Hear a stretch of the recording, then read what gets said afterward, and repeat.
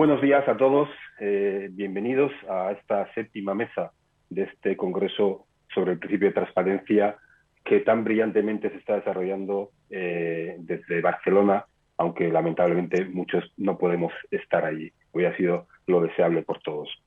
En principio, mi labor va a ser de presentación de 5 minutos y de algunos agradecimientos. Me van a sobrar 3 o 4. Lo primero de todo, me presento, soy Aitor Lasla, soy diputado del Ilustre Colegio de la Abogacía de Vizcaya y, en primer lugar, quería disculpar la ausencia del decano Carlos Martínez Bró, que no ha podido estar presente, aunque le hubiera gustado hacerlo. Desde otro punto de vista, encantados de colaborar como Colegio de Vizcaya en la organización de este congreso, poniendo nuestro pequeño granito de arena. El Colegio de Vizcaya, evidentemente, no es tan grande como el de Barcelona, pero creo que también en formación somos un colegio que hemos destacado bastante y hemos colaborado muchísimo también con el Colegio de Barcelona. Nuestra Escuela de Práctica Jurídica y la de Barcelona creo que han sido pioneras en muchos aspectos. Bien, respecto a la mesa, evidentemente, transparencia y empresa, la transparencia como valor reputacional. Viendo el panel que tenemos, creo que no cabe ninguna duda de que va a ser una mesa muy, muy interesante. Me voy a limitar simplemente a decir sus nombres y a nombrar sus cargos, porque sería cuestión de una hora prácticamente resumir los brillantes currículums de los ponentes que tenemos. Bien, en primer lugar, contamos con la presencia de Alejandro García Bragado Dalmau, que es consejero de CaixaBank. Por otra parte, tenemos al señor Antonio Zafra Jiménez, que es director corporativo de servicios jurídicos de Bankia. Por otra parte, el señor Ignacio Pla Vidal, secretario general de ASNEF. Y, finalmente, el cuarto ponente será el señor don Fernando Tejada de la Fuente, que es director del Departamento de Conducta de Entidades del Banco de España. Evidentemente, el panel es de una brillantez, creo que abruma. No vamos a olvidarnos también de los dos moderadores de esta mesa, que tienen un papel importante, que serán la señora doña Marta Alemán y Castel, es abogada del Ilustre Colegio de la Abogacía de Barcelona, y don Francisco Bonatti Bonet, que también es abogado y vicepresidente de INBLAC. No se me puede olvidar también, faltaría más siendo de Bilbao, sino seguramente se pagaría conmigo, presentar también a quien va a hacer una labor muy importante en esta mesa, que es la de relatora, la de poner sobre el papel las conclusiones que seguro que son brillantes que puedan salir de allí. Contamos también como otro ejemplo de colaboración del Colegio de Vizcaya con este magnífico congreso, con doña Elena Pombo Jiménez, que es abogada y que es la directora actualmente de la Escuela de Práctica Jurídica del Colegio de la Abogacía de Vizcaya. Por lo tanto, he cumplido, yo creo, mi papel de ser breve y conciso, desearles suerte a todos, entender que hay que cumplir los plazos, que eso es muy importante para que todos tengamos oportunidad de hablar. Y por mi parte, cedo la palabra a don Francisco Bonatti Bonet, que será quien dé inicio a esta mesa, a esta séptima mesa de este maravilloso congreso. Muchas gracias. Buenos días y muchas gracias y bienvenidos. Yo voy a dar en primer lugar el turno de la palabra a don Alejandro García Bragado, quien nos va a hablar de la visión sobre el grado de aceptación de la transparencia en el seno de los consejos de administración y los beneficios y contras de dicha transparencia como valor reputacional. Por favor, Alejandro, adelante y muchas gracias. Muy buenos días. Deseo iniciar mi intervención destacando algo que es bastante obvio, pero que a mi juicio requiere algunas matizaciones. Lo obvio, las empresas son sensibles a los daños reputacionales. No hay discusión sobre eso.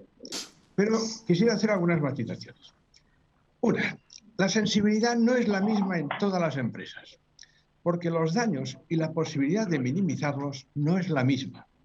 Depende, entre otros factores, del tipo de cliente, de la situación concreta del sector, si está próximo o es un oligopolio, con conductas similares, de la cautividad o no del cliente, pensemos en términos más amables, el interés de las empresas en la fidelización del cliente, y también de la, llamémosle, permítanme la expresión, capacidad propagandística de la compañía.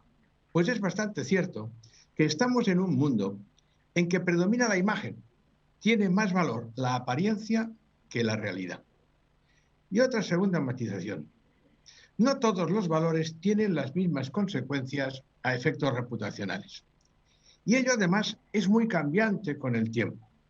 Por poner un ejemplo muy claro, el valor de la verdad o las consecuencias reputacionales de la mentira en el ámbito de la política tienen significativas diferencias en el tiempo y en las distintas sociedades, los distintos países. Y es así como entramos en la transparencia como el valor reputacional en la empresa, que es susceptible de ser evaluada de distinta manera, según el ámbito al que apliquemos el principio y que depende también del tamaño de la empresa. Por poner un ejemplo de lo que acabo de decir, en las grandes empresas cotizadas constituye hoy un valor reputacional la transparencia en la retribución de los administradores. Y también, pero en menor grado, en la retribución de los altos directivos. Aunque hay que tener en cuenta que aquí juegan factores de privacidad y de control, y que estos últimos afectan en primer lugar a los administradores y luego a los directivos, descendiendo lógicamente a medida que se va bajando de escala. La transparencia no es más que una manifestación del principio de actuación de buena fe, y por eso adquiere una relevancia especial cuando nos encontramos ante la contratación predispuesta, lo que constituye el objeto del presente Congreso, dada la desigualdad de posición de las partes. Si profundizamos en otros ámbitos, veremos que el principio de transparencia se aplica con limitaciones. Los contratos de las vacunas tan famosos recientemente nos lo han puesto claramente de relieve. Dicho lo anterior, me parece que el valor reputacional de la transparencia, aplicado a la contratación en masa o contratación predispuesta, debería ser, repito, debería ser un valor asumido por las empresas. Y cuando se trata de empresas reguladas, y perdón por el ponente del Banco de España que me meta un poco en su terreno, pido disculpas, también por los reguladores, aunque la función de estos se refiere exclusivamente a la solvencia. Porque como hemos podido comprobar en el caso de las participaciones preferentes de hace unos años, a la larga puede afectar a la solvencia cuando aflora el daño reputacional. Ciñéndome ahora a la transparencia como el valor reputacional en la contratación predispuesta y su plena asunción por las empresas, creo que aún queda mucho camino por recorrer. Los tribunales, especialmente el Tribunal de Justicia de la Unión Europea, han sido los artífices de que, a base de golpes, también hay que decirlo, las empresas vayan asumiendo el valor reputacional de la transparencia en la contratación predispuesta, que, como he dicho y repito, para mí es una manifestación del principio clásico de buena fe en la contratación de nuestros códigos legales. Así lo reconoce la jurisprudencia y la doctrina, y hay que ser muy cuidadosos con esta cuestión de la transparencia, porque pensemos que si no se cumple, podemos estar iniciando el camino del engaño. Y es una línea muy difícil de delimitar dónde empieza y dónde acaba. Las empresas lo están asumiendo, pero no sin reticencias, ya que, como antes he señalado, la transparencia en las empresas está en bastantes ocasiones reñida con las prácticas comerciales vigentes en nuestro mundo real, en donde prima el beneficio de la empresa, que, no lo olvidemos nunca, es imprescindible para la subsistencia de la empresa. Sin beneficio no hay empresa. Pero además también viene, digamos, condicionada por un interés que es el de los propios directivos y el personal, que están condicionados, tengámoslo también en cuenta, por los sistemas de fijación de los bonus. Con ello quiero resaltar que queda todavía un largo camino a recorrer para la plena e íntima asunción de la transparencia como un valor reputacional, porque no debemos subestimar los factores que pueden jugar en contra, que existen. Y quizás donde más afectación ha tenido la transparencia como valor reputacional ha sido en el sector bancario.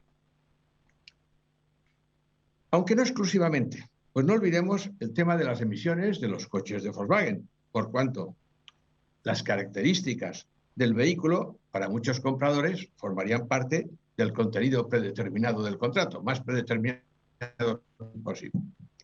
Y esa mayor afectación del sector bancario me parece a mí muy razonable por algo muy simple. Es el sector, a mi juicio, que requiere un mayor índice de confianza del cliente, por cuanto éste le confía al banco una parte muy importante de su patrimonio y su devenir económico durante muchos años, y por el momento no tiene otras alternativas. La transparencia crea confianza. La opacidad crea desconfianza. Tenemos que tenerlo claro. Esta necesidad de mayor confianza del cliente en el sector bancario, junto a la cada vez mayor complejidad de los productos financieros que hacen que el cliente tenga dificultades para su perfecta comprensión, ha llevado a que la banca aparezca, permítanme la expresión, en primera línea de fuego en el tema de la transparencia. Y el principio va calando en las entidades, pero hay que ser realista y no desconocer que todavía hay que insistir mucho en su importancia. Y para ello, estimo que son necesarias al menos 3 cosas. La primera es una implicación total de los consejos de administración, sin reticencia de ningún tipo. De modo que toda la organización capte perfectamente que ese valor es asumido como prioritario y que el beneficio, que como antes he dicho es necesario para la subsistencia, no prima absolutamente sobre todo. El fin no justifica los medios. Una segunda, es preciso una alineación de los bonus de los directivos y empleados con estos objetivos de transparencia, de forma que el objetivo individual de cada empleado esté orientado también a la transparencia. Toda la organización ha de estar impregnada por este principio que, permítaseme la expresión, ha de supurar por los 4 costados. Pensemos una cosa muy sencilla. Démonos cuenta que el instinto de supervivencia del empleado le lleva rápidamente a adivinar, entre comillas, qué es lo que realmente quiere el jefe. Diga lo que diga, porque siempre hay actuaciones que ponen de relieve qué es lo que realmente quiere el jefe. Acuérdense la frase conocida ya, el hambre agudiza el ingenio. Y el instinto de supervivencia, les aseguro que agudiza el ingenio del empleado de forma extraordinaria. Y una tercera, una persistencia de la línea jurisprudencial muy exigente con la transparencia. Porque a mi juicio, hasta estos momentos, ha sido claro el coste económico que las sentencias contrarias han tenido para las entidades. Pero el daño reputacional creo que todavía no es un elemento destacable al margen de los costes directos de las sentencias. Y ello probablemente porque las cuestiones de falta de transparencia, al menos en el sector financiero, han afectado prácticamente a todo el sector. Y es un sector que ve reducir cada vez más el número de entidades operativas, produciéndose una importante concentración. En pocas palabras, los monopolios temen poco al coste reputacional, porque el cliente no tiene alternativa. Por ello, considero que hay que ayudar a que la transparencia como valor reputacional vaya penetrando en las empresas, tanto por la vía legislativa como por la vía jurisprudencial. Así, creo conveniente recordar que, como tiene declarado el Tribunal de Justicia de la Unión Europea, la nulidad de la cláusula abusiva tiene por objeto desincentivar su uso por la empresa predisponente. Porque si pudiera ser integrada por un juez, ningún riesgo asumiría la empresa al establecer la cláusula. Pues si no se la declara nula, gana, y si se la integran, estará en la misma situación que tendría si de origen la hubiera dispuesto correctamente. Por eso hay que insistir en la importancia de la labor de la jurisprudencia y que no se den pasos atrás, porque hasta que en el seno de la empresa no se asuma de forma plena e íntima que la transparencia es un valor reputacional importante, seguirá habiendo resistencias, lógicas y comprensibles por todo lo que he señalado.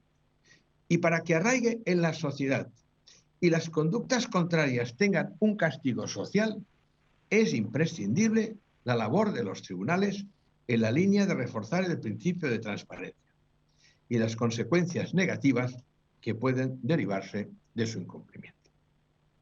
No olvidemos que este valor reputacional de la transparencia no es tan generalizado como a mi juicio debería ser. Y no hay más que ver en el ámbito público y de la política la regresión que ha tenido desde el inicio de la pandemia. Y la sociedad parece haberlo asumido. Por ello, esperemos que el impulso de la transparencia en todos los ámbitos sea el camino real que se siga. Y no ocurra lo mismo que, por ejemplo, ha ocurrido con aquel principio del que tanto se habló al comienzo de la crisis financiera de hace una década y que supongo muchos de ustedes recordarán, que se decía que las entidades bancarias no debían alcanzar tal tamaño que llevase a que no se pudiera dejarles caer. El principio anglosajón, too big to fail, no demasiado grandes para que no puedan caer. Si observamos el panorama una década después, vemos que en la realidad se ha hecho todo lo contrario. Esperemos que eso no ocurra con el principio de la transparencia. Muchas gracias. Muchísimas gracias, Alejandro. Y ahora vamos a dar paso y sobre todo también darte gracias por la precisión en el tiempo, porque lo has cubierto perfectamente. Y vamos a dar paso ahora a Antonio Zafra, quien nos va a dar una visión sobre los protocolos de transparencia, de fidelización y buen gobierno. Antonio, cuando quieras, y te recordamos, son 15 minutos. Muy bien. Oye, pues en primer lugar, muchísimas gracias por la invitación para participar en este congreso y en esta mesa. La verdad es que hablar de la transparencia de la empresa y del valor reputacional que supone la transparencia para una empresa da mucho. Tenemos poco tiempo y mi intención es, de alguna manera, pues dar algunos apuntes sobre la relevancia que tiene la transparencia en determinados ámbitos de la empresa, como además lo ha centrado muy bien quien me ha precedido, Alejandro, ¿no? Yo creo que en el ámbito hoy de la empresa y sobre todo en el ámbito de la empresa cotizada, que además desenvuelven su actividad en los sectores regulados, yo creo que al hablar de la transparencia, de lo primero que hay que hablar es de un deber jurídico, porque no estamos hablando evidentemente de un valor, pero de un principio, pero es que la transparencia hoy en día es un deber jurídico y por tanto las empresas tienen una obligación de observar la transparencia en determinados ámbitos de gestión. Y básicamente yo me voy a referir a tres. Un tema como es el ámbito del gobierno corporativo, otro como es el ámbito de la gestión de riesgo y la relevancia que incluso en la gestión del riesgo reputacional tiene la transparencia, y el tercer ámbito es el deber jurídico de transparencia que tienen las empresas a la hora de hacer la oferta de productos y servicios a sus clientes, ¿no? Y en particular en el caso de los servicios bancarios o los servicios financieros. En cuanto al gobierno corporativo, tampoco me voy a extender mucho, pero no por casualidad, la primera ley en España, que data del año 2003, de julio, sobre gobierno corporativo y que modificó la ley del mercado de valores y la ley de sociedades de capital, se denominó Ley de Transparencia. Porque al final lo que esta ley hizo fue de alguna manera incorporar a la norma unas recomendaciones de la Comisión Aldama sobre el informe de la transparencia de los mercados de capitales y se incorporaron con base normativa aquellas recomendaciones que se consideró que tenían pues mejor encaje en un ámbito puramente normativo. Y fueron tres básicamente, que fue el deber de información al mercado, y en ese momento se incorpora por primera vez la obligación de las entidades de hacer anualmente el informe de gobierno corporativo. Se incorpora también y se modifica el régimen de responsabilidad de los administradores, básicamente en lo que tiene que ver con la gestión de los conflictos de interés, y además se impone la obligación de que las empresas se dotaran de una serie de mecanismos de gobierno corporativo, como era la sociedad cotizada, el dotarse de reglamentos del Consejo de Administración y de reglamentos de la Junta General.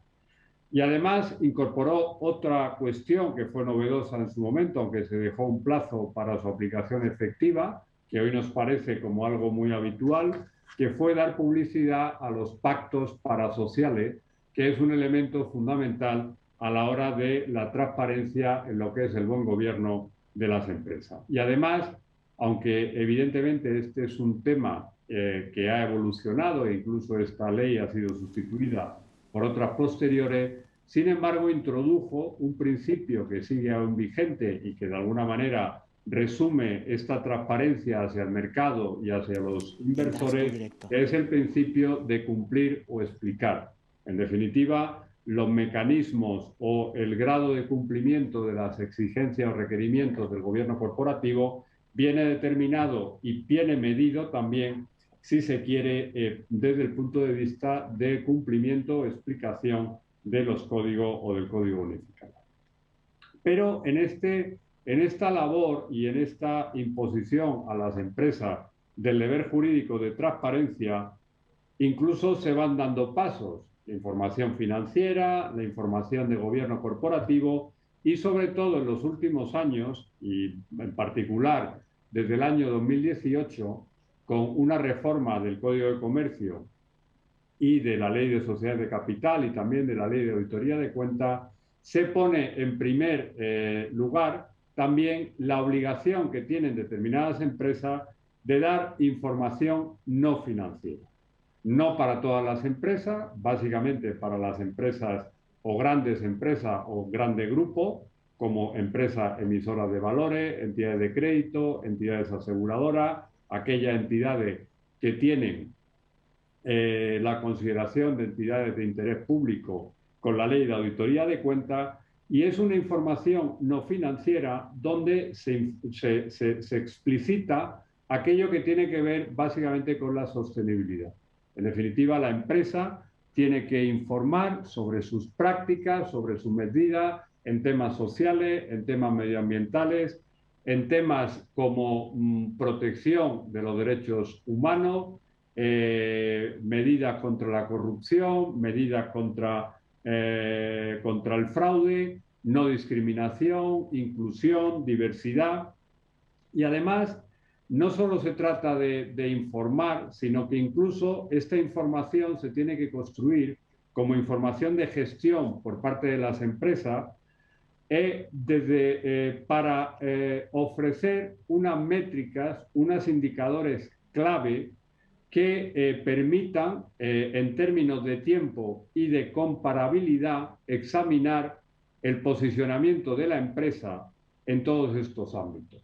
En definitiva, estos indicadores clave, que en gran parte siguen los estándares de RGI, del Reporting Global Initiative, y la verdad es que está disponible en Internet estos estándares, donde hay temas sociales, temas medioambientales y donde hay también temas económicos sobre la situación y evolución de la empresa, pero fundamentalmente, si hablábamos del gobierno corporativo, del principio de cumplir o explicar, en el ámbito de la información no financiera, al final, la construcción de esta información de gestión por la organización a la hora de ofrecer esta información se traduce en unos indicadores clave que han de expresarse en métricas que de alguna manera permitan una comparabilidad en el tiempo y entre las entidades de un sector, lo cual de alguna manera para mí es fundamental, porque ya además da pie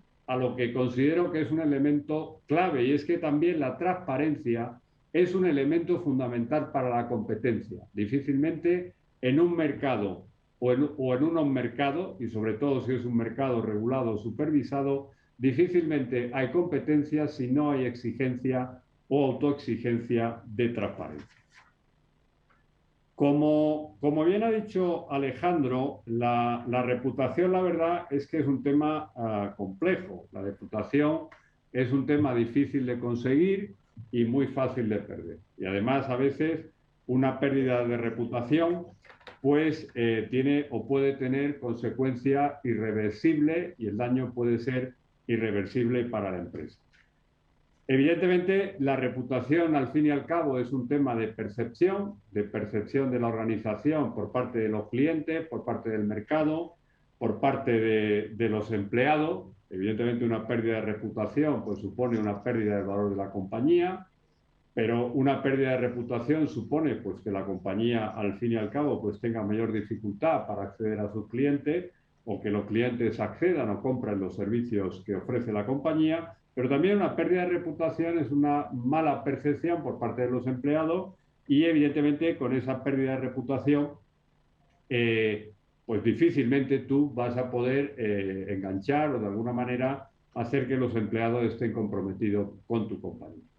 Evidentemente, desde los años 2007-2009, los reguladores y los supervisores, sobre todo en el ámbito financiero, se ocuparon de fortalecer un mecanismo robusto de gestión de riesgo y sobre todo es a partir del año 2015 donde las compañías empiezan también a parametrizar dentro de su ámbito de gestión de riesgo el tema del riesgo reputacional.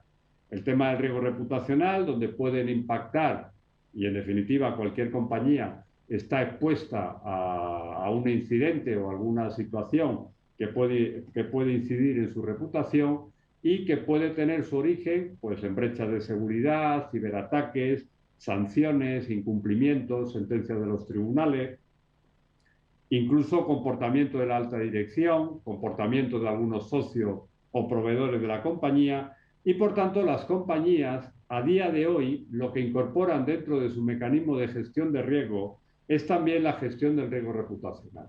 Y la gestión del riesgo reputacional incluso incorporándolo al marco de apetito al riesgo y básicamente estableciendo un mapa de riesgo reputacional donde se identifican una serie de eventos de riesgo y que se clasifican en función de su probabilidad y de su impacto, porque evidentemente puede tener una pérdida menos directa que otro tipo de riesgo, como el riesgo de mercado o el riesgo de crédito, pero al final el riesgo reputacional puede tener una pérdida y es un riesgo financiero, como otro, una pérdida indirecta, pero en ocasiones irreversible.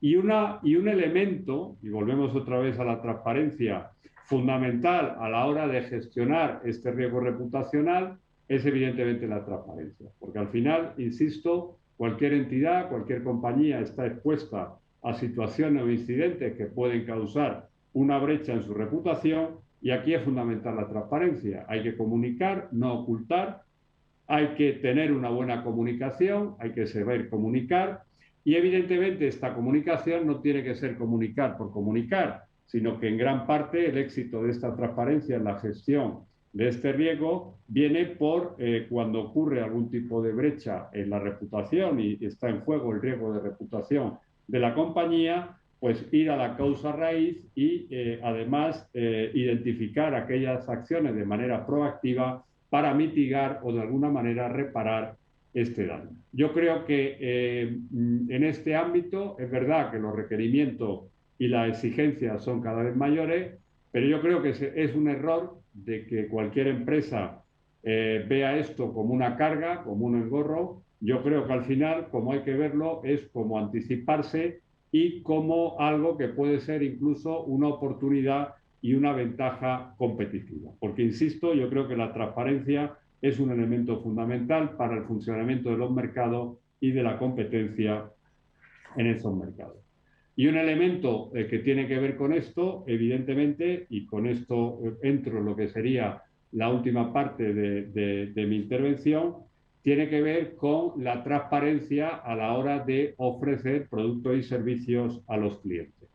No me voy a extender, porque además aquí está Fernando, que luego me seguirá en la posición y además es objeto de tratamiento en otras mesas con mayor profusión y profundidad, pero yo sí valorar desde la óptica de la empresa y además como responsable de los servicios jurídicos de Bankia, la importancia que tiene la transparencia a la hora de ofrecer productos y servicios. Desde el punto de vista incluso de la gestión, porque además la transparencia en definitiva lo que viene a solucionar son necesidades del cliente, porque evidentemente el cliente cuando contrata un producto o servicio, y si es un producto bancario o financiero, es un producto a veces complejo, pues se encuentra en un ámbito donde se siente vulnerable, porque es un ámbito con el cual no está familiarizado, se siente vulnerable y por tanto yo creo que la transparencia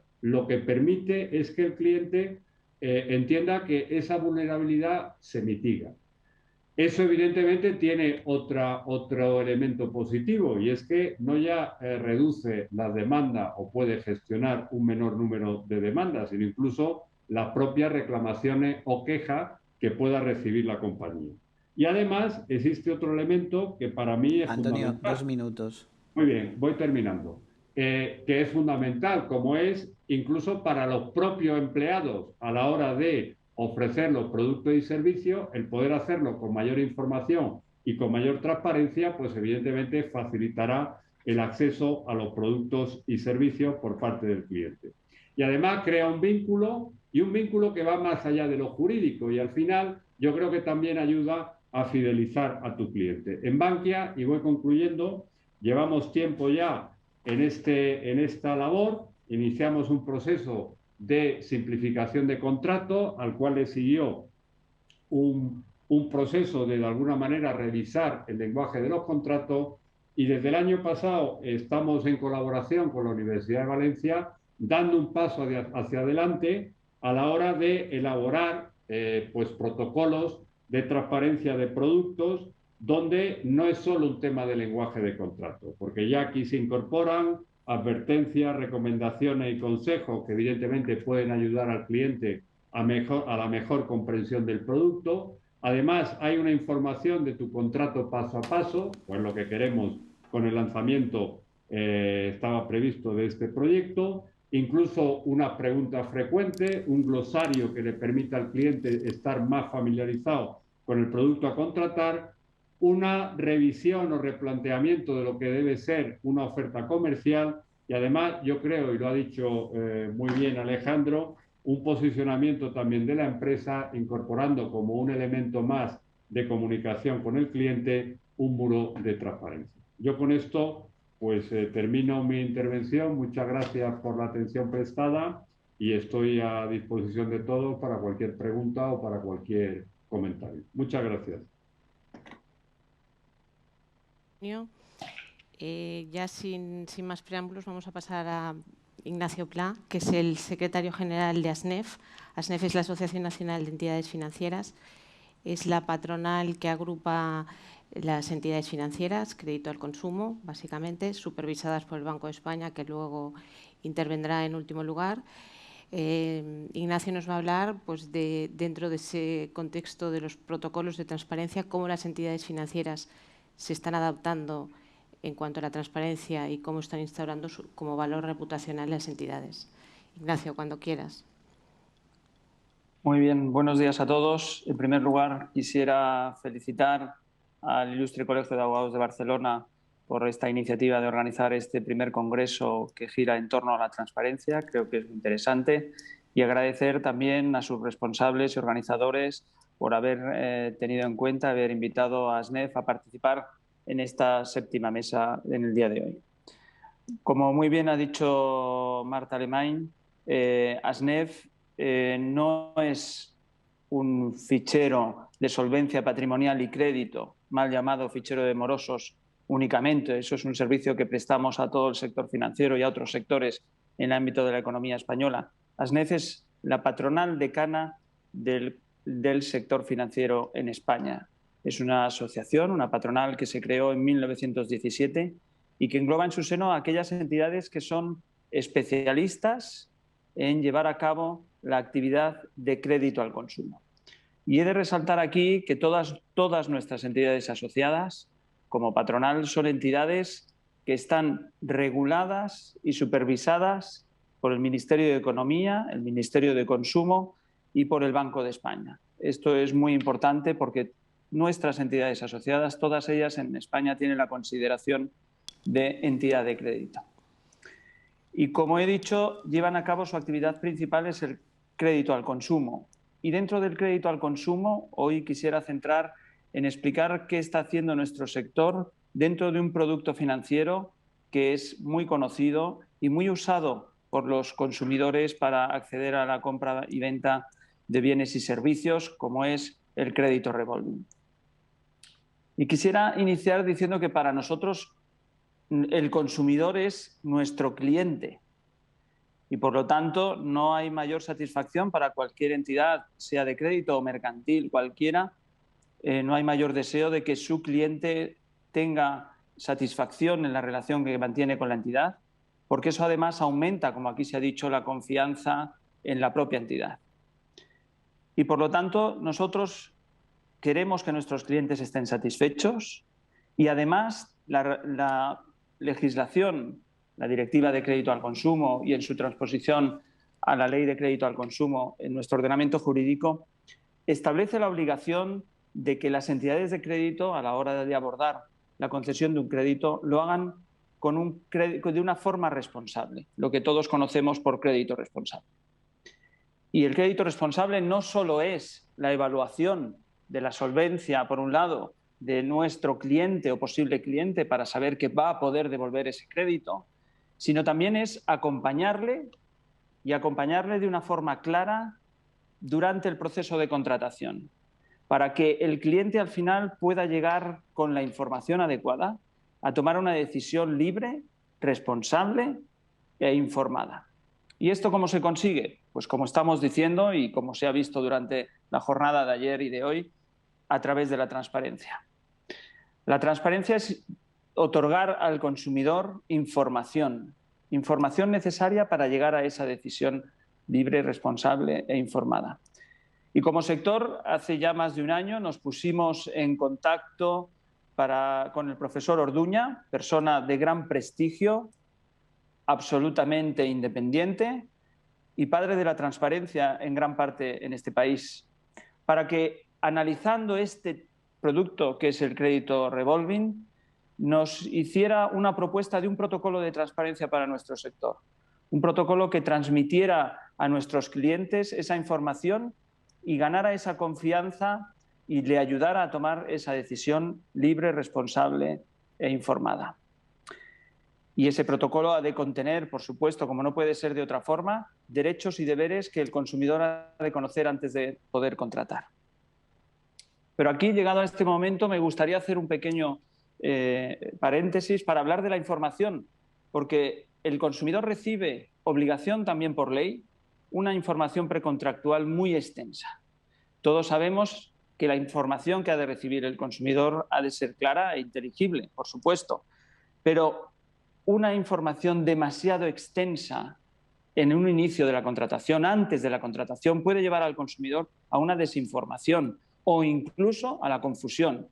Muchos de nosotros sabemos, cuando contratamos algún producto, incluso aplicaciones muy conocidas que todos utilizamos en nuestros smartphones, es que no leemos. ¿Quién de nosotros ha leído toda la información que te da una conocida app para comunicarnos entre nosotros? Y sin embargo aceptamos y continuamos. Eso se ha de evitar. Las nuevas tecnologías permiten que hoy en día en esta pantalla, no sé si se ve, del teléfono, una pantalla pequeña, tengamos que dar una gran información que creo que al consumidor le confunde e incluso pasa a ser desinformación. Por la experiencia que tienen nuestras entidades a la hora de contratar créditos al consumo, sabemos que esa información previa, donde el consumidor quiere conocer aquellos aspectos más importantes de la contratación que va a llevar a cabo. Aspectos, en el caso del crédito al consumo, como pueden ser la TAE, la cuota, el plazo, qué ocurre si hay un desistimiento, el derecho al desistimiento y qué ocurre si hay un impagado. así como el coste total del crédito. Esos son aspectos importantes que el consumidor nos pregunta antes de contratar. Pero debemos proporcionarle y permitirle llegar a una mayor información, por supuesto, claro que sí, en una información por capas, es decir, de manera a habilitar que el consumidor pueda acceder a una página web o algún otro lugar donde, si lo desea, poder tener una información detallada del contrato que va a llevar a cabo en ese momento. Pero de verdad creemos, y así estamos trabajando en Bruselas, ante la modificación y revisión de la Directiva de Crédito al Consumo, que la información precontractual, lejos de que no sea transparente, sí que ha de ser clara, concisa y en un lenguaje que el consumidor entienda, y permitirle, si quiere ir más allá, en ir conociendo esta información de forma más detallada. Bueno, pues como decía, nosotros trabajamos para crear para el sector un protocolo de transparencia que hemos lanzado coincidiendo con la puesta en marcha, la entrada en vigor de la orden ministerial del crédito revolving. Y este protocolo de transparencia se refiere precisamente a pasar al consumidor toda una información clara de qué es este contrato. He de decir también que este protocolo de transparencia que ASNEF ha lanzado y que nuestras entidades podrán poner un sello de transparencia, un sello de confianza para el consumidor, ha sido presentado oportunamente al Banco de España, al Ministerio de Justicia y al Tesoro, el Ministerio de Economía, y todos han evaluado muy positivamente esta iniciativa llevada a cabo por el sector financiero. Pero este protocolo, cuando trabajamos con el profesor Orduña, le pedimos que hiciera un esfuerzo en que el lenguaje utilizado fuera claro y sencillo. Hemos de conseguir que cualquier consumidor pueda entender de una forma sencilla en qué consiste un producto financiero, y en este caso un producto financiero muy utilizado como es el crédito revolving. Así pues, en ese protocolo les hemos explicado qué es el crédito revolving. Le explicamos al consumidor que es una opción que tiene para contratar un crédito donde dispondrá de una línea de crédito y podrá ir haciendo disposiciones de dinero. Disposiciones que cuando reponga, vuelve a tener disponibilidad del importe concedido. Pero también le explicamos cómo funciona un crédito revolving, cómo se amortizan las cuotas, cómo puede modificar esas cuotas a lo largo del tiempo y en qué condiciones. Y, por supuesto, nos centramos de forma muy importante en explicarle al consumidor los derechos y obligaciones que el contrato que va a firmar conlleva para él. Derechos como a tener esa información precontractual de la que hemos hablado, pero no solo esa información, sino a que sepa que durante toda la larga vida del contrato, porque estos contratos suelen ser de duración indefinida, durante la vida de ese contrato pueda tener una información periódica y, si lo quiere y solicita, una información adicional. También le ofrecemos la posibilidad y el derecho, le informamos, perdón, del derecho que tiene a desistir del contrato.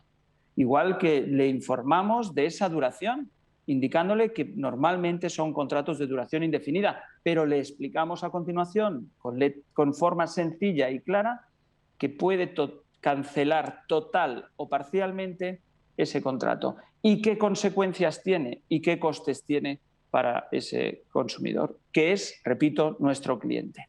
También le explicamos que tiene derecho a conocer cuando el crédito ha sido cedido a otra entidad de crédito y, por supuesto, faltaría más, le informamos del servicio de atención al cliente al que el consumidor puede dirigirse en cualquier momento para hacer una reclamación, para plantear una queja, para conocer, si quiere conocer algún punto concreto sobre ese contrato que ha firmado ya en esa ocasión. Pero también, además, no solo le hablamos de los derechos, es muy importante que el consumidor conozca sus obligaciones. Obligaciones que asume al firmar un contrato, como cualquiera de nosotros. Y obligaciones como son, la primera obligación es entregar a la entidad de crédito una información veraz sobre su situación económica, sobre su situación laboral, para que esa información nos sirva a las entidades de crédito a poder hacer una evaluación de la solvencia correcta. es muy importante que conozca esta obligación de que esa información sea veraz y que además la misma de actualizarla. Si en un momento dado todos podemos pasar por situaciones de desempleo o alguna situación personal que pudiera poner en peligro la devolución de ese crédito y asumir esas obligaciones. Es necesario, y ahí lo informamos en el protocolo, que el cliente lo explique y inmediatamente dé esa información a la entidad de crédito para que podamos reaccionar juntos y buscar una solución a esa posible situación por la que atraviesa nuestro cliente. Y por fin también le informamos, como no puede ser de otra forma, porque es su obligación principal en un contrato de crédito, de la obligación de pagar ese crédito. Pero todo ello lo hacemos no solo con un lenguaje sencillo y claro, sino también hemos hecho un esfuerzo en que el protocolo contenga consejos. Consejos como puede ser informar de que la TAE sirve para comparar el crédito con otros posibles en el mercado y que escoja el que mejor le convenga. Pero también lo hacemos con alertas, y alertas que van señaladas en rojo. En rojo destacamos esa alerta para que conozca, por ejemplo, que este es un contrato indefinido, que es un contrato que es más caro que otro tipo de contratos de crédito y que quizá pudiera acceder para financiar la compra de un bien o servicio o de una necesidad en un momento dado a otro tipo de crédito más barato. Lo hacemos con recomendaciones también. Le recomendamos acudir al simulador de la entidad, y no solo de la entidad, si es que pudiera desconfiar de ella, sino al simulador que el propio Banco de España tiene para saber cómo funciona un crédito revolving y calcular las cuotas y el coste que va a tener para él. Y también, por fin, también ponemos ejemplos claros como puedan ayudarle, por ejemplo, a distinguir entre el coste total del crédito y el importe total adeudado. Conceptos que son diferentes y que le ayudamos de esta manera a hacer. En definitiva, creemos que este protocolo y este esfuerzo que ha hecho el sector va a ayudar al consumidor a que llegue, acompañado por la entidad de crédito, a tomar una decisión, repito, libre, responsable e informada. Pero todo este esfuerzo se ha de acompañar, evidentemente, con la educación financiera. La educación financiera que ha de ayudar desde el inicio de la vida de una persona, desde que una persona, un niño va al colegio, ha de recibir también parte de esa educación financiera, que le ayude a conocer cómo se elabora un presupuesto, qué posibles ahorros puede hacer o qué decisiones de inversión o de financiación va a tomar, porque al fin y al cabo ha de planificar su economía en el presente y en el futuro. En definitiva, creemos que la educación financiera, unida a un esfuerzo importante de transparencia que todo el sector financiero está haciendo, va a ayudar al consumidor a conocer, en este caso concreto, en nuestro caso, el crédito revolving con total transparencia antes de firmar un contrato. Por mi parte, nada más. Muchas gracias y después abierto a cualquier pregunta. Muchas gracias, Ignacio. Y muchas gracias por respetar el tiempo, porque ha sido justo 15 minutos. Después de esta intervención, que yo creo muy clara y muy concisa sobre el protocolo de transparencia de este producto que está creando bastante litigiosidad, como sabemos, vamos a dar paso a Fernando Tejada, que es el director del Departamento de Economía de Mercado y de Conducta del Banco de España, órgano supervisor.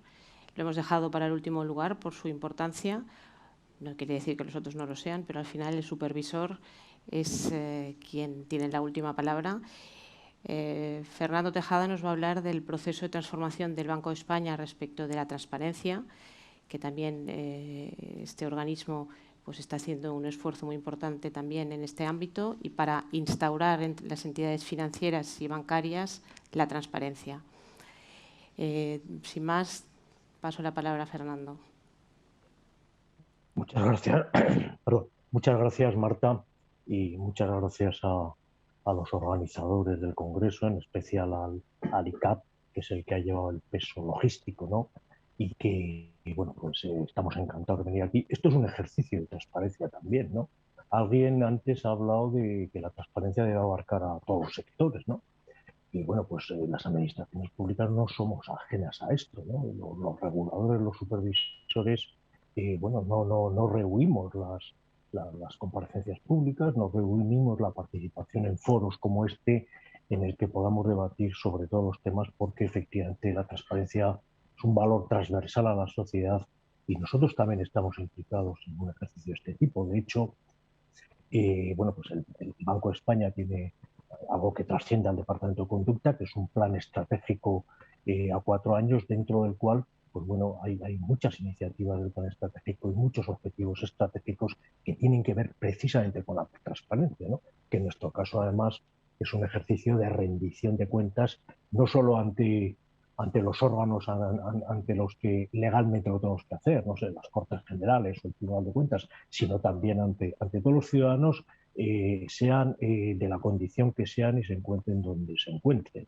O sea que tómense todos este ejercicio también como una buena demostración de que la transparencia es transversal.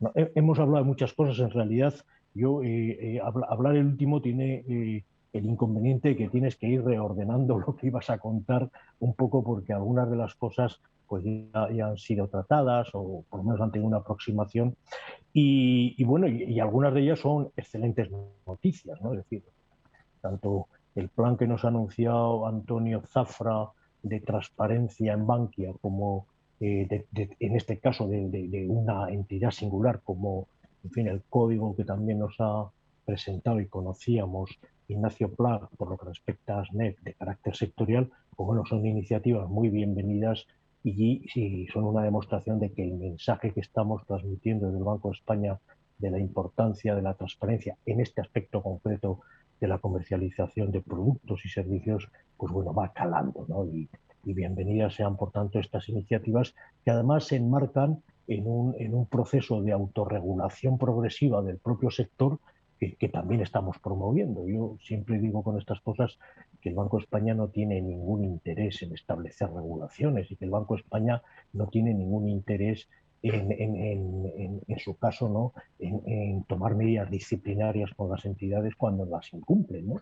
A nuestra misión, o sea, lo ideal sería que el Departamento de Conducta de Mercado, pues bueno, fuera un departamento meramente administrativo en el que recibimos cierta información, la tramitamos y la archivamos, ¿no? Y que no tuviéramos que recurrir, pues eso, a regular y a supervisar y a sancionar en su caso, ¿no? Eso sería lo ideal.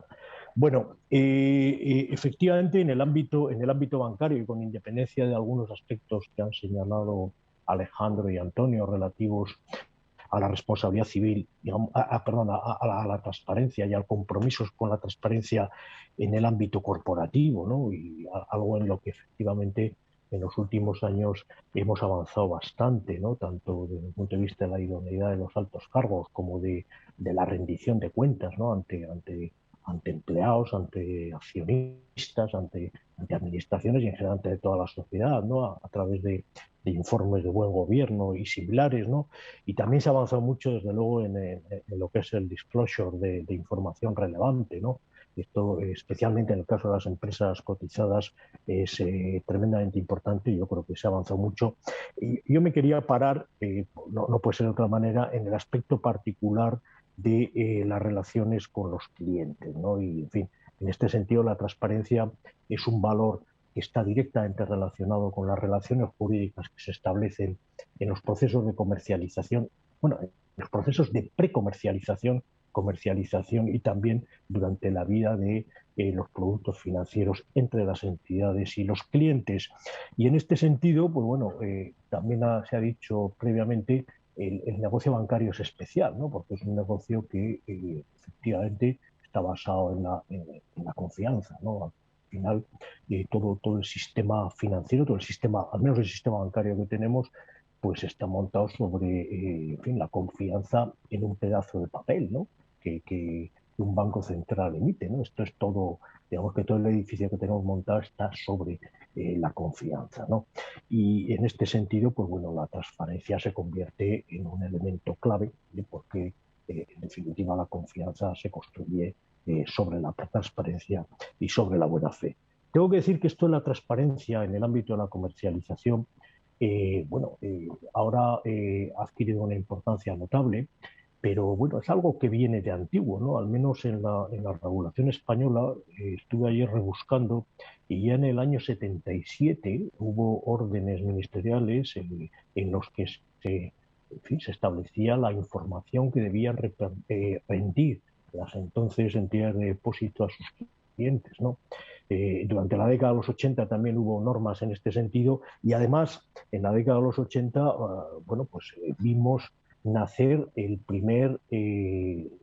la primera estructura de lo que hoy denominaríamos un ADR, ¿no? Un sistema alternativo de resolución de conflictos, como era el Servicio de Reclamaciones del Banco de España. Y en este sentido, tengo que decir que, curiosamente, la regulación española ha ido bastante por delante de la de otros países, de la de otras jurisdicciones. Insisto que en aquella época, en los años 70, 80, pues muy pocos países empezaban a preocuparse de este aspecto concreto de la transparencia en la relación con sus clientes. Bueno, evidentemente a lo largo de la década de los 90 y sobre todo una vez entrados en el siglo XXI, pues la importancia de este aspecto de la actividad bancaria ha ido creciendo, pues en primer lugar de la mano de una mayor preocupación en general en el mundo del derecho por la protección de los consumidores y en todos los sectores. Esto es un hecho evidente, ¿no? Que bueno, la regulación y la normativa y la preocupación por los derechos de los consumidores pues bueno, adquirió una importancia creciente y también fue creciente pues la tradicional asimetría en la información, ¿no? que tenemos entre los oferentes y los demandantes de servicios financieros, de pago, bancarios, etcétera, ¿no? Bueno, creciente esta asimetría en razón de una mayor complejidad de los productos y de los mercados, ¿no? Esto bueno, fue especialmente evidente a lo largo de los primeros años del siglo, ¿no? De la década pasada, perdón, de la primera década del siglo, y además, bueno, pues como botón de muestra, pues tuvimos la crisis que se desencadenó en el año 2007 y que tuvo su punto álgido un par de años más tarde y que en definitiva vino de un problema de comercialización y de transparencia de hipotecas, ¿no? Yo creo que esto ha hecho que los reguladores y los supervisores hayan adquirido conciencia plena de la importancia de la transparencia en la comercialización de productos y que el propio sector pues también haya asumido que aquí bueno, pues había un elemento importante en juego en cuanto a efectivamente su reputación y su viabilidad a largo plazo. Esto es un fenómeno que no ha pasado solo en España, sino que ha pasado en todas las jurisdicciones y bueno, pues llegó a que en la mayor parte de los supervisores y reguladores empezaran a crear departamentos pues similares al que tenemos en el Banco de España de conducta, dedicados exclusivamente a conductas, separados de los departamentos o de las, en fin, en algunos casos incluso en instituciones separadas de aquellas que tenían responsabilidades en el área prudencial.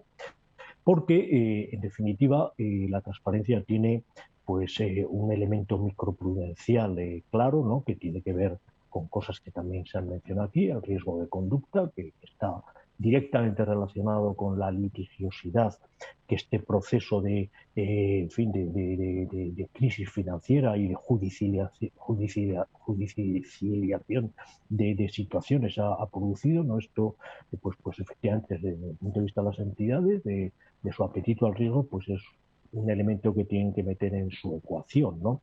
Y además tiene un elemento macroprudencial, ¿no? Que muchas veces se nos olvida, pero que es tremendamente importante, ¿no? La transparencia en el retailing de banca pues tiene mucho que ver con el adecuado funcionamiento del mercado y esto, en definitiva, no es otra cosa que la estabilidad financiera. Se ha mencionado aquí efectivamente que en este proceso de creciente importancia de la transparencia en la comercialización de productos bancarios, pues bueno, hemos llegado a un punto en el que quizá estemos en el exceso de información. Esto es algo que, bueno, las asociaciones y las entidades nos lo trasladan con cierta frecuencia. No es la primera vez que luego a Ignacio Pla decirme esto y no será la última, con total seguridad. para nosotros, pues, efectivamente somos conscientes de que este problema existe, pero es complicado buscar el punto exacto de equilibrio entre la información suficiente y el exceso de información, ¿no? Esto es uno de los grandes problemas que tenemos, máxime cuando en el mercado bancario, pues bueno, acuden, especialmente en el segmento retail, personas con grados de formación muy distintos y con condiciones subjetivas de acceso a los servicios financieros radicalmente distintas, ¿no? Y claro, lo que sería muy complicado es pensar en un sistema de información precontractual, por ejemplo, que fuera, digamos, matricial, ¿no? Que en función de las condiciones subjetivas de determinados colectivos de clientes, pues tuvieran obligaciones distintas. Esto para las entidades yo creo que sería un dolor de cabeza y, bueno, pues tenemos que encontrar, insisto, un punto de equilibrio, aunque recojo de nuevo el guante y la invitación a reflexionar adicionalmente sobre este tipo de cuestiones.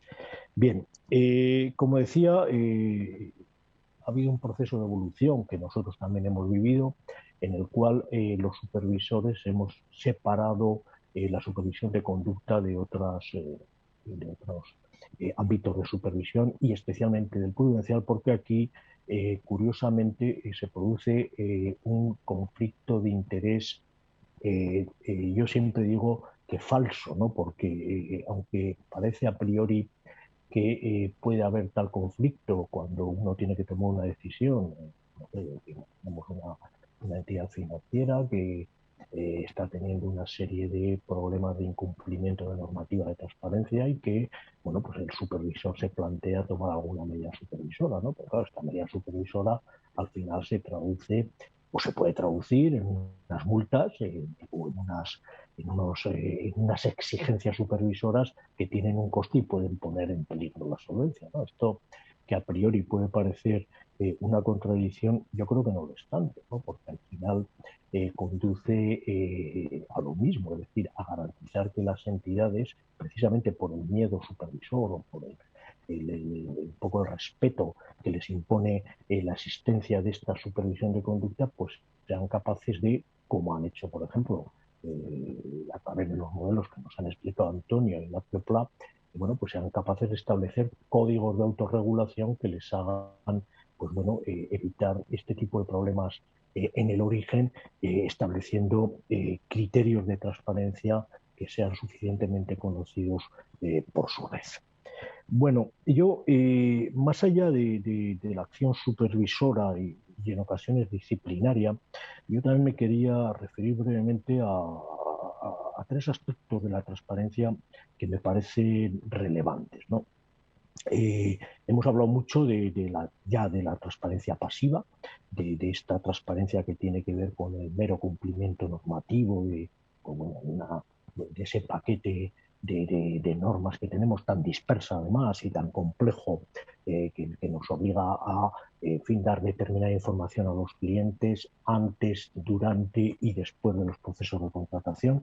Esto, digamos que las entidades pues, lo pueden internalizar en sus procesos de reporting a los reguladores y bueno, pues, luego tendrá mayor o menor coste en función del volumen que tienen esas existencias de información y digamos que esto digamos que es la parte fácil de la transparencia, ¿no? El cumplimiento normativo y el bueno pues en fin, cogerse en las normas y hacer un checklist y comprobar que efectivamente todo lo que pone la norma sobre información precontractual, por ejemplo, pues se entrega a los clientes.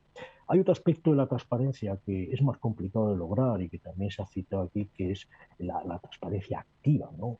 Y la transparencia activa tiene que ver mucho con aquello que decía Ignacio de acompañar al cliente, ¿no? O sea, no solo darle la INE, él se refería al caso concreto del crédito al consumo, ¿no? La INE, sino también, bueno, pues ofrecer una información adaptada al cliente, ¿no? Y acompañarle de la mano. Y aquí él ha hecho una llamada que yo me voy a permitir retomar porque es un tema del que también me responsabilizo en el banco y me parece sumamente importante. Esto tiene que ver mucho con la educación financiera, ¿no? Algo que, digamos, nos está ocupando crecientemente en nuestra sociedad y que yo creo que está muy ligada a la transparencia en la relación con los clientes, ¿no? No sé, por ejemplo, por retomar un caso que ha tocado Ignacio durante su intervención, el de las tarjetas revolving, pues efectivamente podemos hacer un esfuerzo tremendo en acompañar, en informar en la primera fase de transparencia pasiva. Y podemos hacer un esfuerzo tremendo también, y se está haciendo, me consta, en la transparencia activa, ¿no? En ese acompañamiento, en ese mundo de las explicaciones adecuadas, ¿no? Pero uno se va a la encuesta de conocimientos financieros que hicimos en el año 2016, bueno, y nos encontramos con que solo el 46% de los que contestaron la encuesta, de los españoles que contestaron la encuesta, son capaces de entender lo que es el interés compuesto, ¿no? Entonces, claro, por muy transparentes activa y pasivamente que seamos, si las personas no entienden el interés compuesto, es muy difícil que entiendan qué hay detrás de una tarjeta revolving, ¿no? Y es muy fácil que caigan en situaciones pues, que desgraciadamente conocemos de sobreendeudamiento y de, en fin, al final incluso a veces pues en situaciones de casi vulnerabilidad, ¿no? Derivadas precisamente de este desconocimiento. Entonces, bueno, pues la transparencia está muy bien, la información está muy bien. Nosotros, los reguladores y los supervisores, podemos hacer un esfuerzo considerable en promover este tipo de prácticas transparentes. Las entidades pueden hacer también ese esfuerzo y lo están haciendo, pero es que hay un esfuerzo adicional que hacer, ¿no? Porque, insisto, yo creo que la educación financiera aquí juega un papel importantísimo y en este sentido también tengo que reconocer que dentro del plan de educación financiera, del Plan Nacional de Educación Financiera, pues bueno, están implicadas todas las asociaciones de patronales y bueno, lo recibimos con muchísimo gusto y además nos están aportando mucho valor añadido, pero que no quería dejar de apuntar este aspecto. Y un tercer aspecto, y con esto ya, termino porque debo estar sobre el tiempo, y un tercer aspecto de la transparencia al que me quería referir, también lo ha mencionado, no recuerdo bien, perdonar, alguno de mis predecesores en el uso de la palabra, es la bidireccionalidad de la transparencia, ¿no? Este es un aspecto que a menudo se nos olvida, pero es tremendamente importante. Y tenemos que exigir y exigimos transparencia a los oferentes de productos y servicios financieros, sin ninguna duda. En ese camino tenemos que perseverar, pero bueno, pues también tenemos que exigir de los clientes que acuden a las entidades pues, que sean transparentes con las entidades, ¿no? Y que efectivamente pues, la información que dan a la hora, por ejemplo, de valorar adecuadamente su solvencia, ¿no? Pues sea información veraz y no sea información distorsionada para obtener el crédito, ¿no? Esto es algo que desgraciadamente pasa y que me lleva de nuevo a un tema de educación financiera, ¿no? Porque al fin y al cabo esto se trata de convencer a ese cliente que acude a una entidad bancaria que en el medio y en el largo plazo, en fin, se está haciendo trampas al solitario, ¿no? Y tiene que entender que una planificación responsable de sus finanzas domésticas pasa necesariamente por ser absolutamente transparente en su relación con los bancos y con los proveedores de servicios financieros, de manera que los productos que contrate, los créditos sobre todo que pueda suscribir, pues bueno, estén adecuados a su capacidad de pago y a su solvencia real, ¿no? Por tanto, quedémonos, creo yo, con estas tres ideas sobre la transparencia, ¿no? La transparencia pasiva, la transparencia activa y la bidireccionalidad de la transparencia, estas dos últimas, insisto, muy ligadas a la idea de la educación financiera. Y por mi parte, pues esto sería todo, a salvo de las preguntas que nos puedan llegar en la siguiente fase de la mesa. Muchas gracias. Muchísimas gracias, Fernando, por tu exposición y también por la precisión de todos los panelistas a la hora de controlar muy bien los tiempos. La verdad es que han llegado bastantes preguntas. Es un panel que ha generado una inquietud interesante entre los asistentes. Y yo voy a empezar por formular una que se ha hecho respecto a lo que estaba hablando nuestro último ponente en el cierre de su ponencia. Lo que nos están preguntando es si, a raíz de lo que se ha explicado por parte de Fernando Tejada y incluso Ignacio Pla, esa necesidad de que exista una educación por parte del consumidor, que al fin y al cabo es también un ciudadano, que incluso Ignacio ha hablado de educarlo desde pequeños. En el ámbito del desarrollo de actividades de transparencia por parte de las entidades financieras, ¿qué se está haciendo? ¿Qué impulso se está realizando de manera más concreta en cuanto a fomentar la educación del ciudadano, que posteriormente será consumidor y que al final pues tenga que esa predisposición activa a entender lo que se les está informando y comunicando por parte de las entidades? Y es una pregunta que está abierta a todos los ponentes. Bueno, si queréis, casi por haber sido el promotor de esta idea, aunque Ignacio también la había apuntado, empiezo yo, ¿no? Bueno, dentro del plan de educación financiera que está promovido por el Banco de España y la Comisión Nacional de Mercado de Valores, hay pues, una multiplicidad de socios colaboradores, hay organizaciones de todo tipo, pero en lo que aquí nos interesa están las asociaciones bancarias y de servicios de inversión, todas ellas. No sé, pues, no quiero dejarme a nadie, pero está, por supuesto, ASNEF, está la UNAC, está la EB, está la CECA, está Inverco, está UNESPA y, insisto, no sé si me dejo alguno porque hablo de memoria, que me disculpen, por favor, si lo he hecho. Y todas ellas, pues bueno, tienen programas, algunas más permanentes, otras más puntuales, de educación financiera que abarcan diferentes ámbitos sociales. No se me viene a la cabeza, por ejemplo, en el ámbito de los colegios hay programas de educación financiera, tanto de la EB como la CECA, ¿no?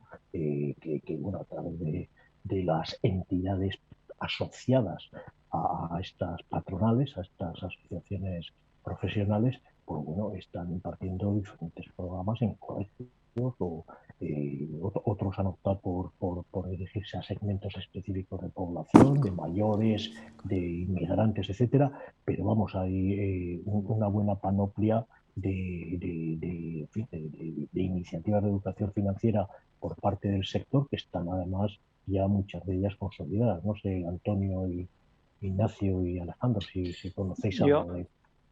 Yo, si me lo permitís, también como sector o como patronal de una parte del sector financiero, alabamos y felicitamos también al Banco de España y a la CNMV por esta iniciativa que se puso en marcha de hace varios años y que todos los años, el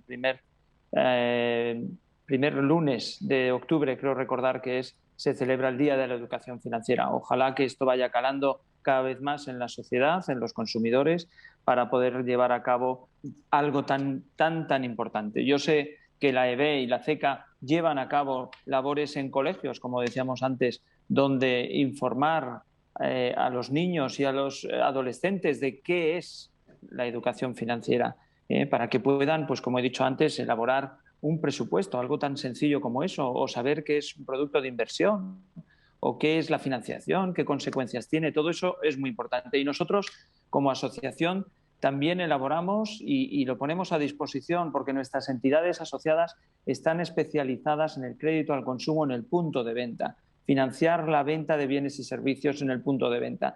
Y ahí tenemos y elaboramos este protocolo, no sé si se ve, creo que no. Bueno, pues un protocolo también sobre el crédito al consumo, que se titula El crédito al consumo, lo que hay que saber, y donde con lenguaje otra vez sencillo y claro le explicamos al consumidor qué es este tipo de crédito al consumo que pueden obtener de una forma rápida y cómoda, porque así lo exige además el mercado hoy en día y la venta de bienes y servicios y poder llegar al estado del bienestar, pero que puedan conocer perfectamente qué es el crédito al consumo en el punto de venta. Es importantísimo la educación financiera y por nuestra parte estamos colaborando para poder llegar al mayor número de ciudadanos y de consumidores en el menor tiempo posible. Bien. Si se me permite a mí, yo creo que las entidades financieras son las primeras interesadas en la formación del cliente. Porque es muy difícil hacer entender a alguien una cosa, un producto, si no tiene la formación. Y ahí suele estar la raíz de todos los problemas. Y cuando posteriormente los problemas surgen, es muy difícil el diálogo con alguien que no entiende lo que le estás diciendo porque no tiene formación. Entonces es una fuente de problemas que las entidades son las primeras interesadas en que no se produzcan. Y para que no se produzcan tiene que haber la formación. También es cierto, y coincido con Fernando Tejada, que creo que hay que hacer un esfuerzo de simplificación por parte de las entidades de los productos, aún quizá a riesgo de perder algo, digamos, en los posibles o potenciales beneficios del producto. Pero cuando son productos, digamos, masificados, dirigidos al consumidor particularmente, hay que hacer un esfuerzo de simplificación, porque es que si no vamos a exigir un grado de formación financiera que la gente no va a llegar a alcanzar. Creo que tenemos mucho cuidado con esto. Yo, si me permitís, aparte de lo que ha comentado Fernando a nivel sectorial y Nasi, en Bankia, y estoy de acuerdo con Alejandro, porque como he comentado yo, gran parte de lo que provoca la falta de información es la vulnerabilidad de sensación que tiene el cliente, y ese desconocimiento y falta de información a veces propicia pues quejas, reclamaciones, etcétera. Nosotros desde Bankia, desde el año 2019, tenemos una plataforma que es Bancademia, que se puede seguir a través de las redes sociales de Bankia, que es una multiplataforma educativa, precisamente con la idea de formar a todos los públicos pues en el tema financiero, en el tema de la finanza, aparte de otros temas como vivienda, ahorro, porque insisto, yo estoy de acuerdo con todos los ponentes que lo primero por lo que debe iniciar la transparencia es por una información educativa desde el punto de vista de las finanzas. Pero insisto, aquí Bankia, utilizando las nuevas tecnologías, desde hace tiempo estamos siendo bastante activos a través de una multiplataforma que es Bancademia. Muchas gracias a todos. Está claro que ahora las nuevas tecnologías permiten este tipo de plataformas que ayudan al consumidor a tomar decisiones informadas y a tener toda la información antes de contratar.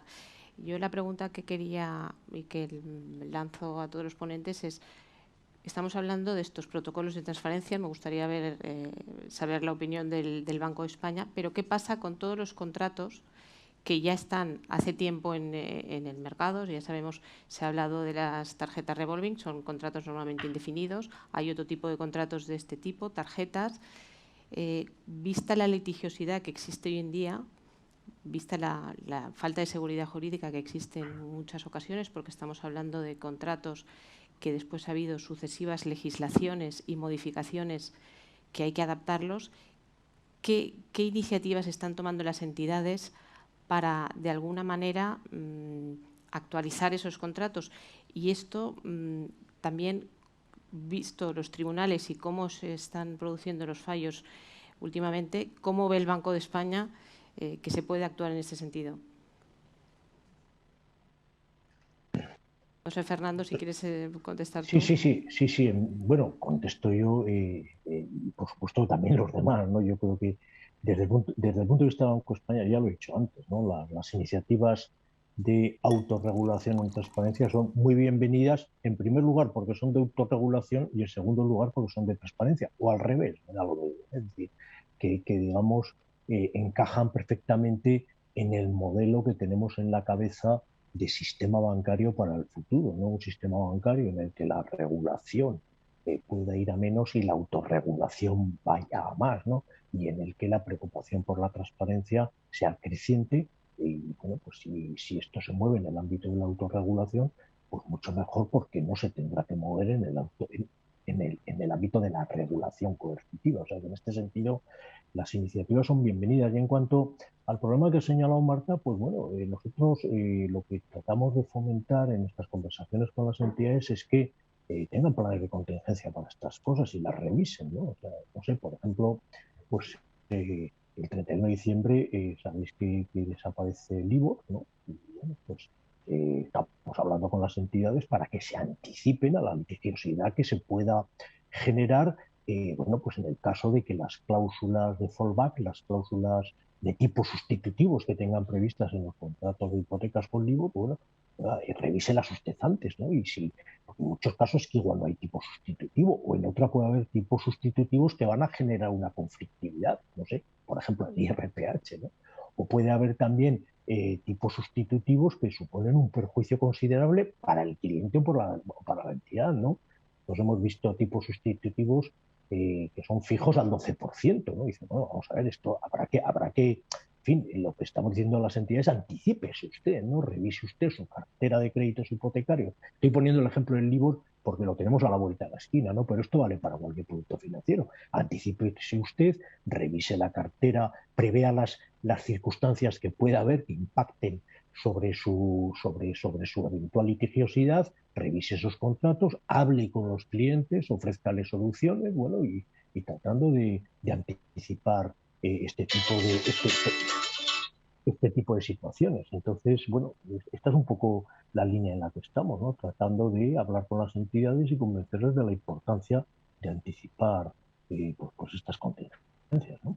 Yo, si me permitís, si quisiera un poco también en la línea que ha comentado Fernando, yo creo que por parte de las entidades, lo que es la anticipación, la proactividad, la prevención, yo creo que estamos en ello.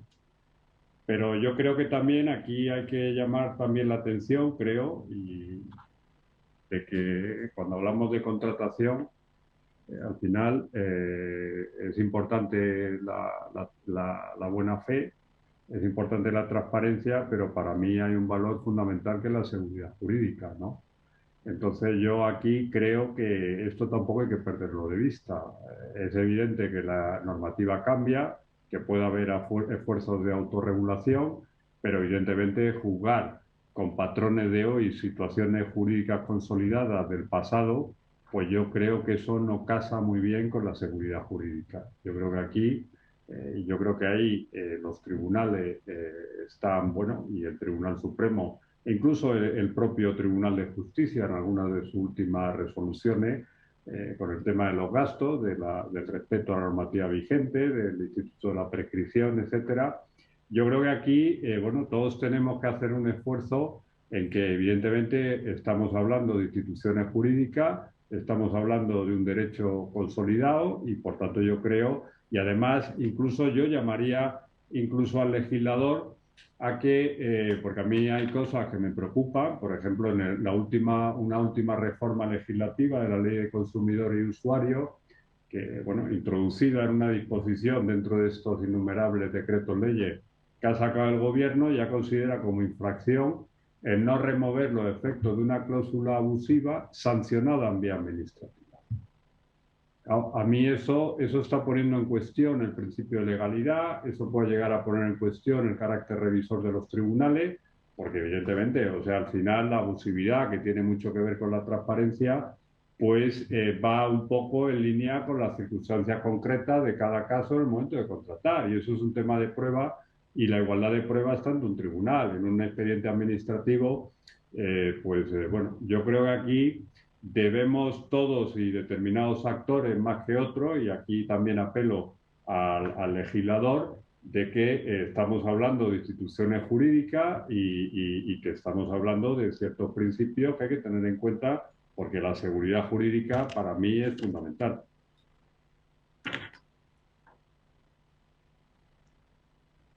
Yo coincido absolutamente con lo que ha comentado Antonio, que la seguridad jurídica es vital para poder llevar a cabo la labor por parte de las entidades de crédito. Y esto daría para otra ponencia totalmente distinta y seguro que muy interesante, que es la aplicación de la ley Azcárate que se está haciendo por el Tribunal Supremo, de una norma del siglo pasado y donde el Tribunal Supremo ha obviado absolutamente en su aplicación la parte subjetiva de esta norma. Esto, como digo, produce una gran inseguridad jurídica en las decisiones de los tribunales posteriores y crea una gran indefensión también a las entidades de crédito a la hora de poder defenderse en los tribunales. La no aplicación de una norma en una parte importante como es el ámbito subjetivo. Pero, como digo, esto daría para otra ponencia que seguro sería muy interesante. Pero yo coincido que la seguridad jurídica a la hora de tomar cualquier decisión, y en concreto para las entidades de crédito, es absolutamente importante contar, y no solo para las entidades de crédito, porque su repercusión es absolutamente inmediata en el consumidor. Por lo tanto, la seguridad jurídica para el tráfico mercantil, sea el que fuere, es absolutamente esencial. Yo coincido con lo que se ha dicho por todos los que me habéis precedido anteriormente. Creo que las entidades están haciendo esfuerzos por renovar los contratos, adaptarlos a las normativas actuales. Esto se está haciendo. Ahora, también hay que respetar el pasado de acuerdo con el principio de seguridad jurídica, porque si no, entramos en un campo realmente desconocido y que va a hacer que todo el negocio esté permanentemente en el aire, porque no sabes lo que va a pasar dentro de 3 años. Entonces, hay que conjugar los dos principios. También el tema que planteaba Fernando de que puede haber en estos momentos tipos de interés sustitutivos fijos al 16% es un problema. Y es un problema serio y no podemos tampoco negarlo. Hay que afrontarlo. Porque también te ha de decir que en aquel momento, ahora que están tan de moda hablar de las cláusulas rebus sic stantibus, pues también esos tipos fijos del 16% se plantearon en unos momentos en que nadie pensaba.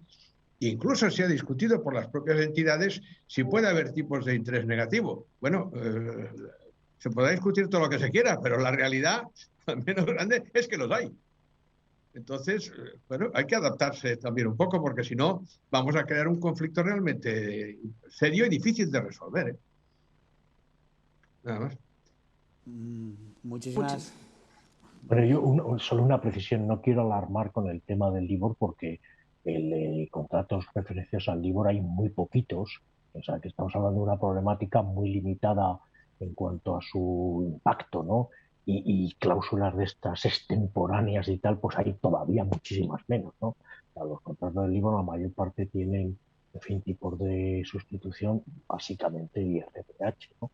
Pero bueno, lo he utilizado como un ejemplo simplemente porque viene a cuento, ¿no? Porque es de aquí al 31 de diciembre de un ejemplo de adelantarse a la contingencia, ¿no? Y de estar preparados para lo que pueda venir en ese momento. Muchas gracias a todos por vuestras precisiones y yo creo que podemos dar por concluida la sesión. Francisco. Sí, dar las gracias a los ponentes. Nos quedan muchísimas preguntas que nos han ido llegando, pero ya vamos sobrepasados de tiempo y desgraciadamente hasta aquí lo podemos llevar. Gracias a todos por haber asistido al Congreso y seguimos con las siguientes ponencias. Muchas gracias. Muchas gracias por la invitación. Ahora. Gracias. Adiós. Gracias.